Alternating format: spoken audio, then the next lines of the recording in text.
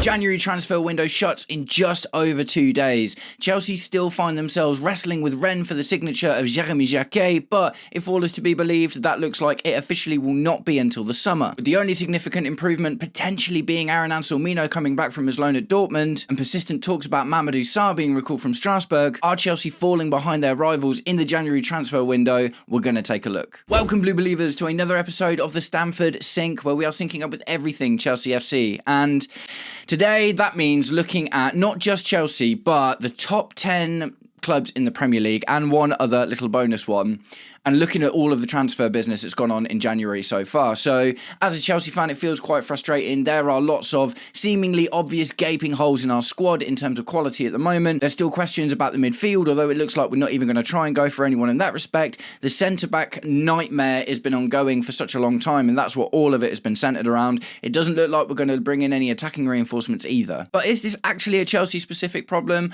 Are the clubs around us that are looking to get into the same spots as us strengthening their teams willy-nilly? Do you know what I mean?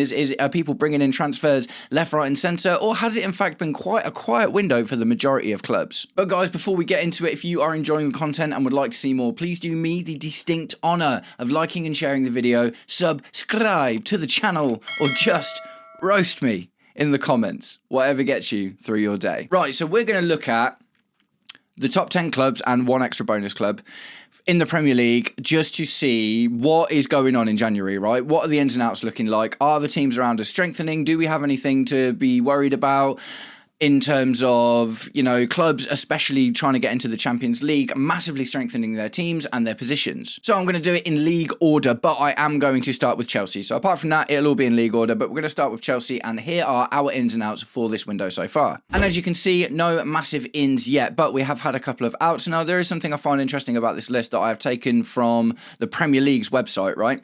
So Raheem Sterling has been terminated. The contract has not, he hasn't been terminated, he's fine, but his contract has been terminated and he's no longer with the club. We sent Facundo Buonanotte back to Brighton and he was instantly loaned to Leeds. We've signed Yissa Alao, a 17-year-old from Sheffield Wednesday. Leo Castledine was recalled and sold to Middlesbrough. Caleb Wiley and Keanu Dia have been recalled from their loans at Watford and Volendam, respectively.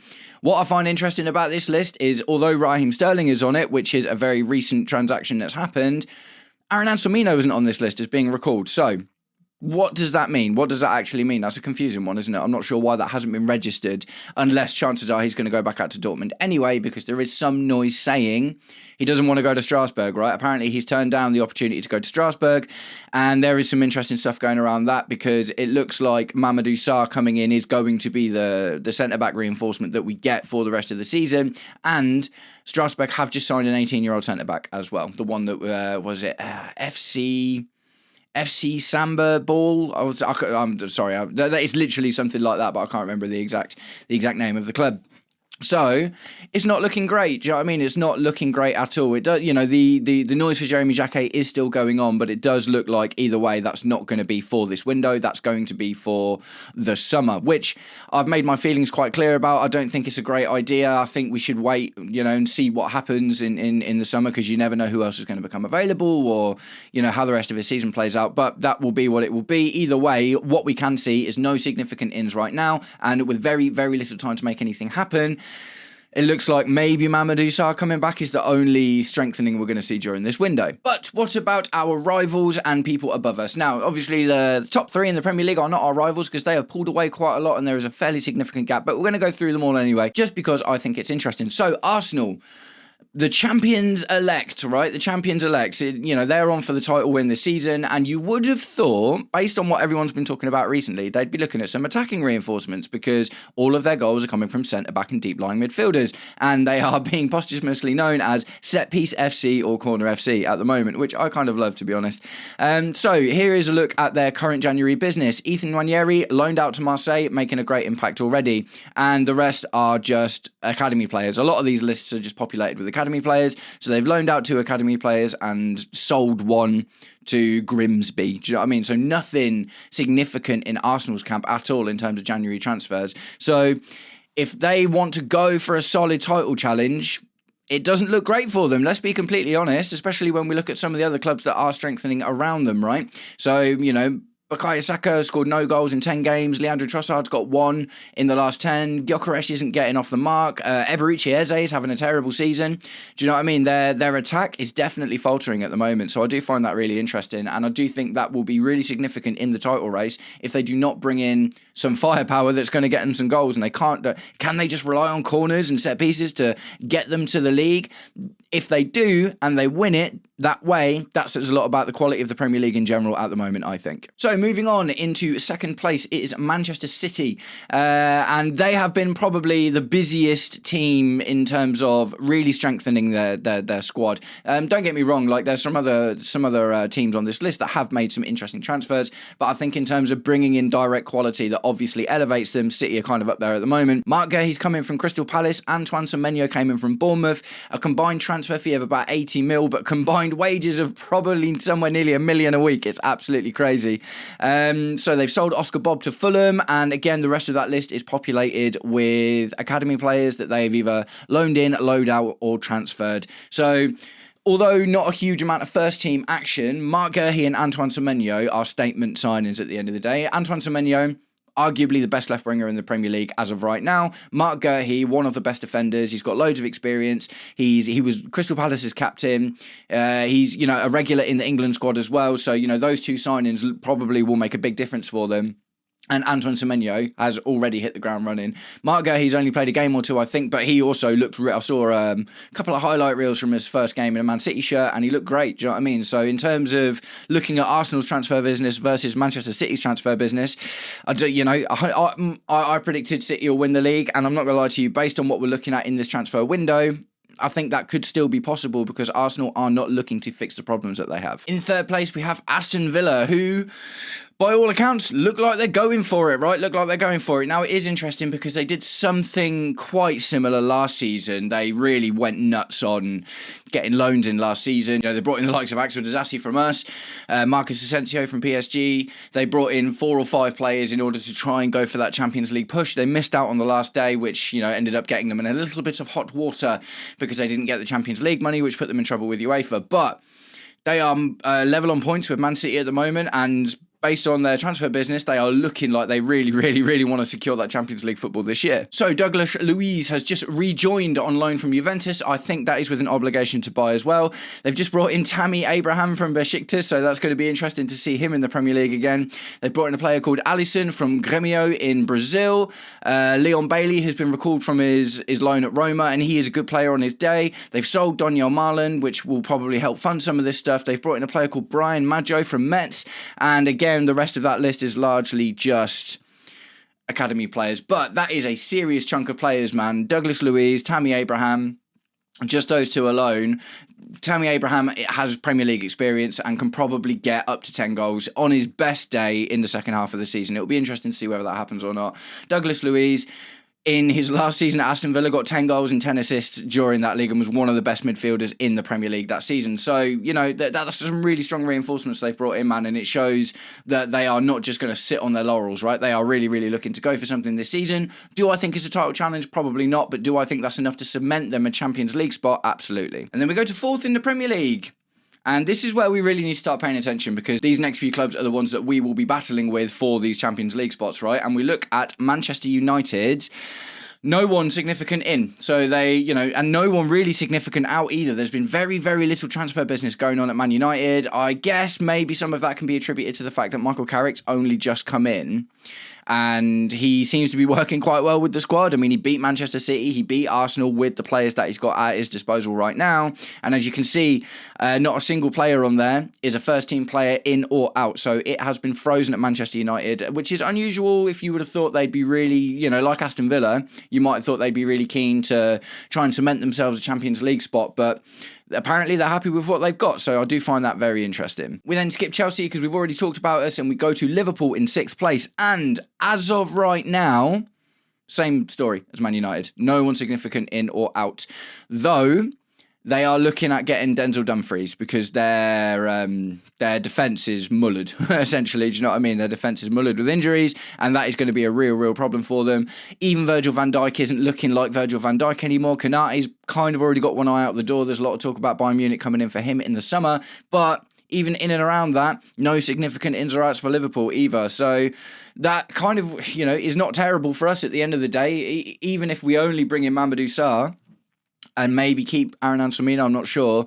Ultimately, we've strengthened positions that we needed to strengthen, right? So just from looking at the fact that there's been some business at all from a Chelsea perspective in terms of getting into those Champions League spots, it doesn't look too bad. Next on the list is Fulham, and, this is where we, not quite as close to us as the rest of the teams are, but, there's only 1 or 2 games essentially between us and the rest of the teams on this list, apart from the bonus one.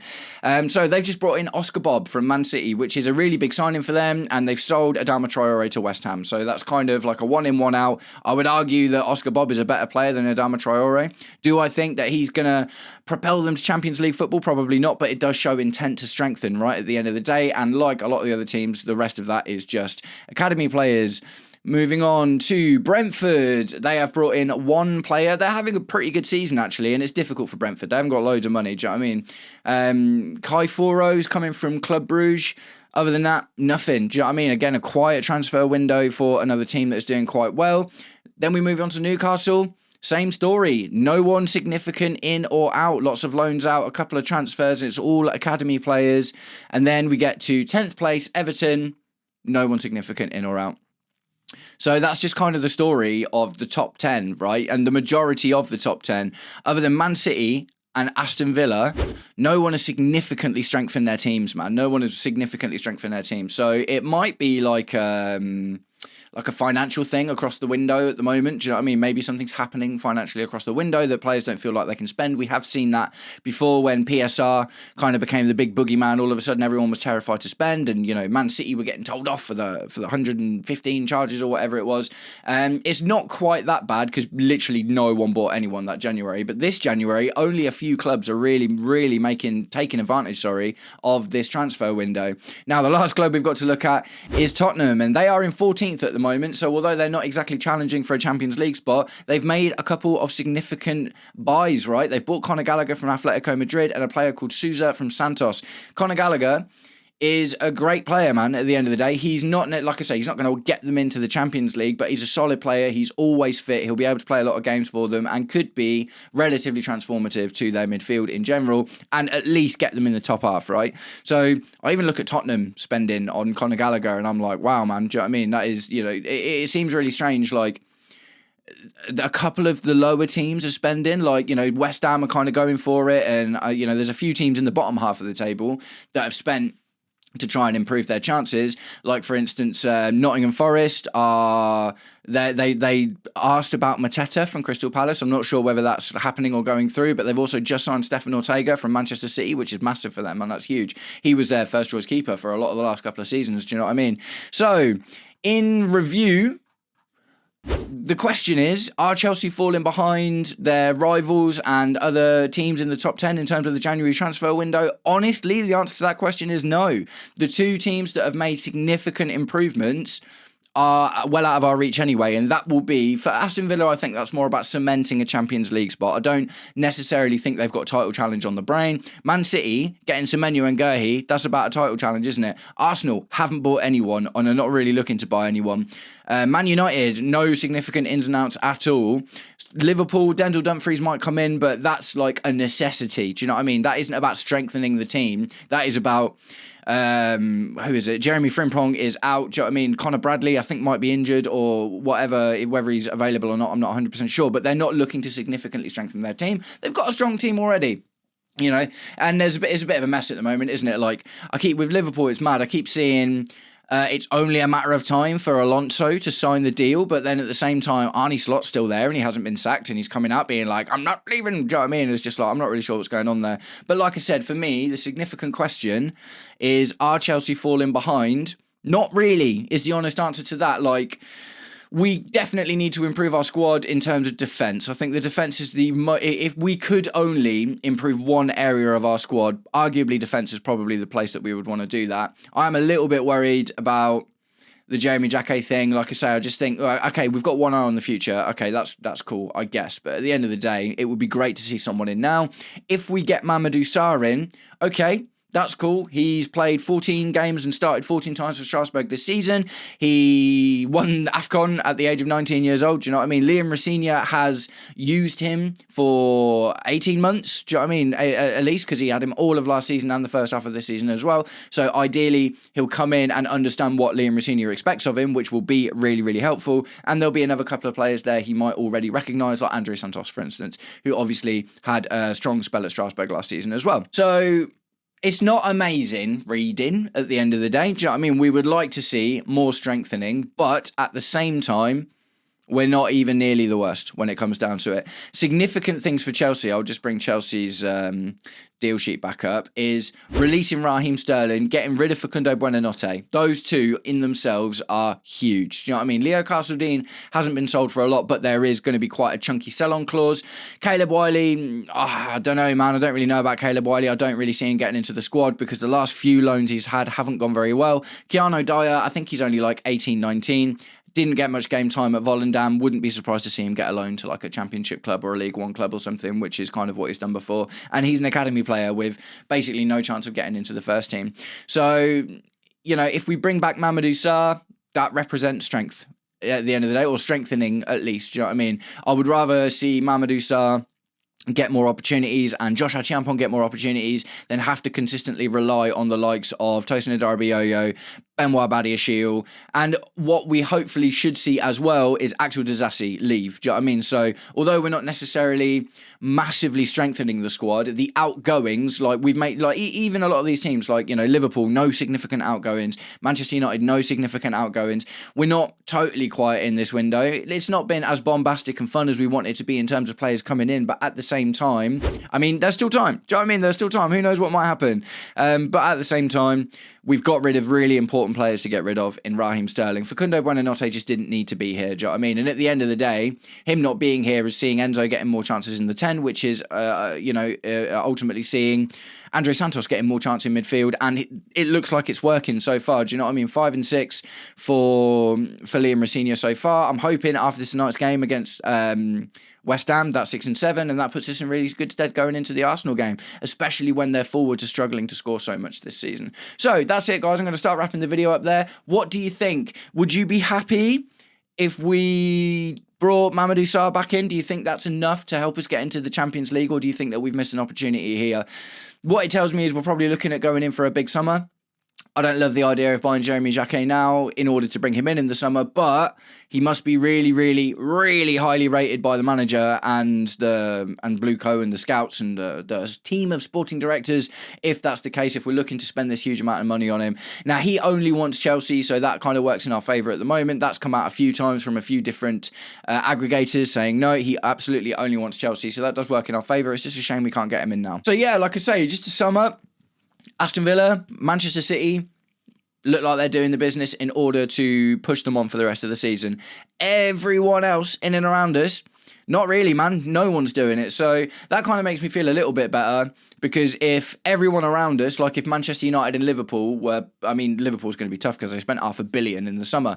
But if Liverpool and Manchester United were adding players to their squad that really looked like it was going to push them on, I'd be a bit more worried. But we've got players. It's weird. I hate saying it, but it's like we've got some players that are like a new signing. Do you know what I mean? Yoro Hato feels like kind of a new signing. Andre Santos getting all this time in the team. Our squad feels thicker than it did before Liam Rossigna came in, because even though we're not buying loads of new players, lots of players that we had are getting more opportunities. So guys, let me know what you think. I would absolutely love to chat to you about this one in the comments. I'm going to wrap the video up there. Thank you very much for sticking around until the end if you did, and I'll catch up with you all very, very soon. Take it easy. Peace.